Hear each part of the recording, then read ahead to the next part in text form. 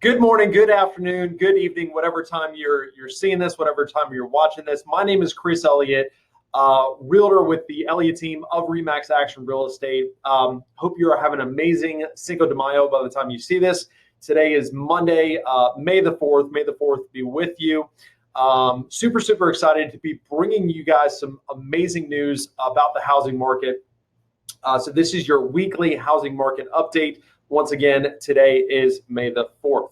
All right, so some very good news. Look, I know there is a lot going on in the world right now. I know there's a lot of not so fun stuff happening in the economy. I know unemployment is up. I know there's a lot of businesses that are suffering.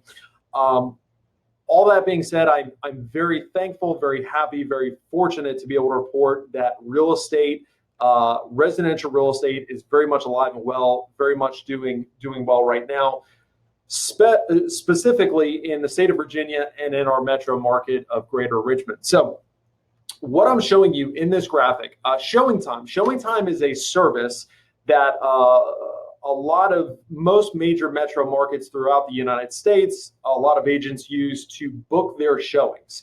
So basically, in today's day and age, if an agent wants to show a property, they go online, they call into Showing Time, they say, hey, I want to show 123 Maple Street Friday at 3 o'clock. The seller confirms, via an app on their side, and that's how showings are booked. So Showing Time is in a very unique position where they have the data for showings all across the country, and they've been very good about putting statistics together state by state. So if you look at this graphic, the blue line, the navy line, is 2019. The orange line is 2020, and it basically shows you the amount of showing traffic, the amount of folks that are going out and looking at homes. And as you can see, around that second week of March, we started to see in the state of Virginia the amount of showings drop pretty significantly, pretty sharply. And we hit a low right around April the 5th, April the 6th, it looks like. But the very good news is basically since the first week of April, we've seen the amount of showings on homes listed in the market continue to climb. So we're seeing more and more real estate activity. Fortunately, agents are doing this in a very safe and healthy way. Social distancing. A lot of agents are wearing gloves. I know on our listings, we're telling people to remove their shoes. We're not doing open houses. We're providing Clorox wipes. But the good news is business is still happening. Homes are still being sold, which is a very good sign. Not only if you're looking at somebody looking to sell a home, but also somebody that owns a home, knowing that your home value is not projected to decrease during this time. All right, so the biggest problems that we're seeing in real estate, the biggest issue we're seeing right now is a lack of inventory. So I'm going to show you some infographics that the National Association of Realtors put together that I think tell the tale pretty interestingly. So this was seller traffic, the amount of sellers that were coming onto the market in the month of February. As you can see in the northern part of the United States, it was very weak, understandably. Their climate's not as doesn't do as well for real estate. In the southern part of the United States, seller traffic was stable, so we were seeing low inventory going into this whole pandemic. But if we go into the month of March, now we don't have April numbers yet, but if we go into the month of March, you can see there's a lot of gray on that map. So a lot of markets were weak in the amount of sellers that were coming onto the market.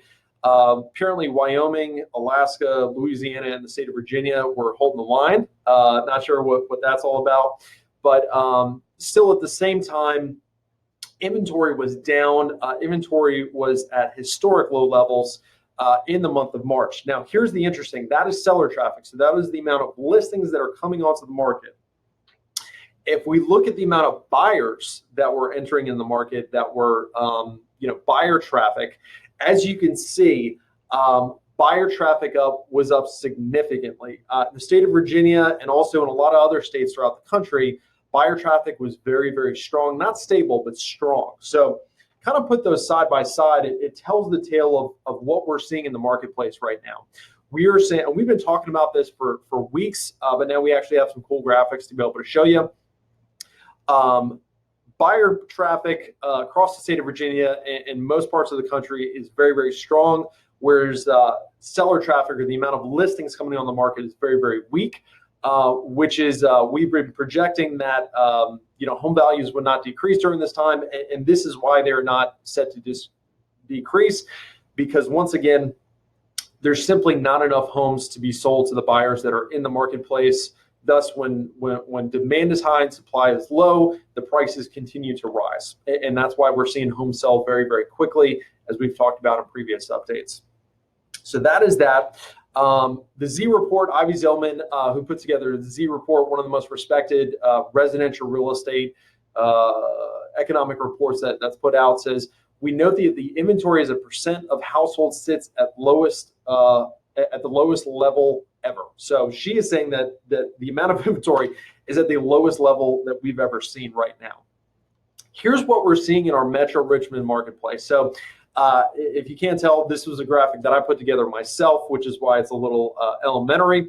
But basically what we've been doing since March the 5th up until April the 29th, we don't have this past week yet. What we've been tracking our multiple listing service week by week. And I decided to make this very, very simple and just show you guys active inventory and pending inventory. So active inventory is the number or the new listings that are coming onto the market, and pending is the amount of homes that are actually selling, going under contract. So these, in my opinion, are the two most critical kind of numbers to keep track of. But as you can see, over the last now 3 weeks, the amount of pending listings, the amount of homes that are actually selling, has continued to trend upward from 320, 332, 367, now to 402.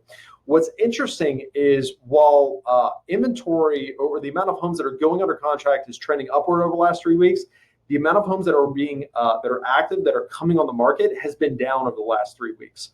So just this past week, from April the 22nd to April the 29th, we saw 200 homes coming onto the market. We saw 402 homes sell. So a little over than double of the amount of homes that are coming on the market are selling, which is creating bidding wars. It's creating very, very short days on market. Homes are selling very quickly, and therefore they're selling at very good prices, which is kind of an interesting thing, because the number one question I've had or been seeing is, hey, how's the market? Is everything falling apart? Is real estate going away? Is my home value going down? And as you guys can see, the market forces that are at play here, while it's very, very interesting going through a pandemic and real estate kind of taking off, this is the economic factors that we're dealing with.